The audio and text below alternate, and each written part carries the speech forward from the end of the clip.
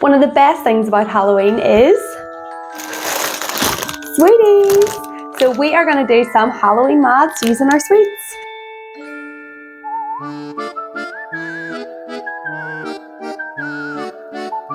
So we are going to start off with our skull rings. So we've got 6 skull rings here, and I am going to ask you to give me 50%. So we're finding 50% of 6. Now what I recommend doing with a percentage word problem is to convert the percentage into a fraction. And the reason I like to do that is because it just makes it a bit easier when you're working with trickier numbers, but it's entirely up to yourself. If you're not sure what 50% is as a fraction, what we can do is take our percentage number and put it over 100, because percentage means out of 100, and then we will simplify it to make it smaller.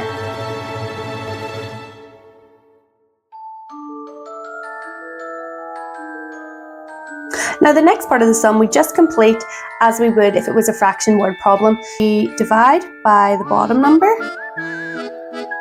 and we multiply that answer by the top. So we are going to take the number of skull rings, so we've got 1, 2, 3, 4, 5, 6, and we are going to divide it by the bottom number, which is 2. So 6 divided by 2 gives us 3. And then we take this answer and multiply by the top number of our fraction, which is 1. So 3 times 1 gives us 3. So that means 50% of 6 is 3.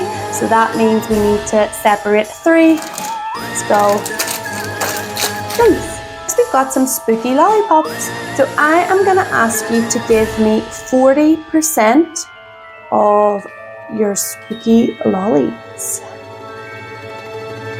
So just like with the last one, we are going to convert our 40% into a fraction. And with 40%, you can either get 2/5 or 4/10. So it doesn't really matter which one that you use, you'll get the same answer. So it just depends what you prefer to work with. So for this one, I'm going to be working with 2/5. So what we're going to do is the same thing if we're completing a fraction word problem. We divide by the bottom and we multiply by the top number. And we have 15 of our spooky lollipops. So we are going to divide by our bottom number first, which is 5. So 15 divided by 5, that gives us 3. And then we're going to take this answer and multiply by the top number of our fraction, which is 2. So 3 times 2 equals 6.